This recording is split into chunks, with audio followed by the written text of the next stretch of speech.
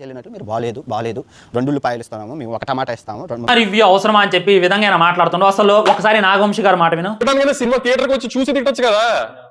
ఇప్పుడు ఎలాగో తిడుతున్నా విన్నావు కదా.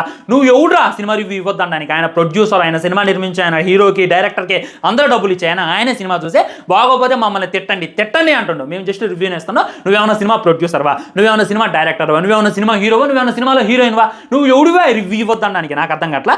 అంటే నువ్వు ఆ చైనాను చూపించవచ్చు, ఆ నార్త్ కొరియాను చూపించవచ్చు, ఉత్తర కొరియాను చూపించవచ్చు, సౌత్ ఆఫ్రికాను చూపించవచ్చు, ఒకటి ఇంతమంది పిల్లల కన్నా చూపించవచ్చు. అవన్నీ నేను ఎవడు అడిగిండు? వాటి వల్ల ఎవరికైనా ఉపయోగం ఉందా? రేపటి రోజున జీకే బిట్లో వస్తుందా? ఈ విధంగా సౌత్ కొరియాలో ఈ విధంగా ఉంది, నార్త్ కొరియాలో ఈ విధంగా ఉంది. పోనీ నువ్వు చూపించేటటువంటి ప్లేస్లో ఎవడైనా మధ్య తరగతి వాడు వెళ్ళగలుగుతాడా? 100% అలవాడు. కానీ మేము చూపించేటటువంటి సినిమాలకి, మేము వెళ్ళి పాజిటివ్ రివ్యూ ఇచ్చినటువంటి సినిమాలకే మధ్య తరగతి వాడు ఖచ్చితంగా వెళ్తాడు.